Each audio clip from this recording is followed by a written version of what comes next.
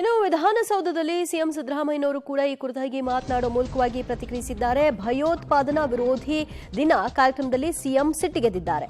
ಡಿಕೆಶಿ ಬರ್ತಾರೆ ಅಂದ ಸಿಎಸ್ ವಿರುದ್ಧ ಸಿಎಂ ತಮ್ಮ ಅಸಮಾಧಾನ ಸಿಟ್ಟನ್ನ ಸ್ಫೋಟಗೊಳಿಸಿರುವಂತದ್ದು.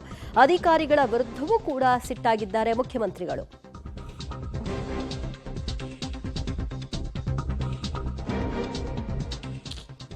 ಭಯೋತ್ಪಾದನಾ ವಿರೋಧಿ ದಿನ ಕಾರ್ಯಕ್ರಮವನ್ನು ಇವತ್ತು ಹಮ್ಮಿಕೊಳ್ಳಲಾಗಿತ್ತು. ವಿಧಾನಸೌಧದ ಅಧಿಕಾರಿಗಳ ಒಂದು ನಡವಳಿಕೆಯ ಕುರಿತಾಗಿ ಈ ಸಂದರ್ಭದಲ್ಲಿ ಸಿಎಂ ಸಿದ್ದರಾಮಯ್ಯನವರು ಆಕ್ರೋಶಿತರಾಗಿದ್ದಾರೆ. ಡಿಕೆ ಶಿವಕುಮಾರ್ ಬರ್ತಾರೆ ಅಂತ ಸಿಎಸ್ ಹೇಳಿದ್ರು. ಈ ಸಂದರ್ಭದಲ್ಲಿ ಸಿಎಂ ಗರಂ ಆಗಿ ಅಯ್ಯೋ ಕಥೆ ಆಯ್ತಲ್ರಿ ನಿಮ್ದು, ಬಂದ್ರೆ ಬರ್ತಾರೆ, ಕಮನ್ ಜಾಯಿನ್ ಅಂತ ಹೇಳಿದ್ದಾರೆ.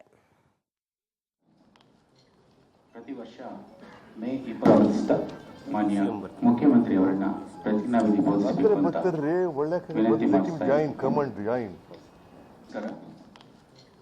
ಪ್ರತಿ ವರ್ಷ ಮೇ 20 ಮಾನ್ಯ ಮುಖ್ಯಮಂತ್ರಿ ಅವರನ್ನ ಪ್ರತಿಜ್ಞಾವಿಧಿ ಬೋಧಿಸಬೇಕು ಅಂತ ವಿನಂತಿ ಮಾಡ್ತಾರೆ.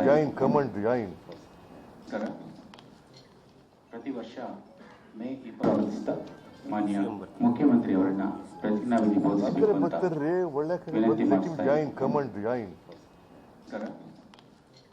ಪ್ರತಿ ವರ್ಷ ಮೇ 20 ಮಾನ್ಯ ಮುಖ್ಯಮಂತ್ರಿ ಅವರನ್ನ ಪ್ರತಿಜ್ಞಾವಿಧಿ ಬೋಧಿಸಬೇಕು ಅಂತ ವಿನಂತಿ ಮಾಡ್ತಾರೆ.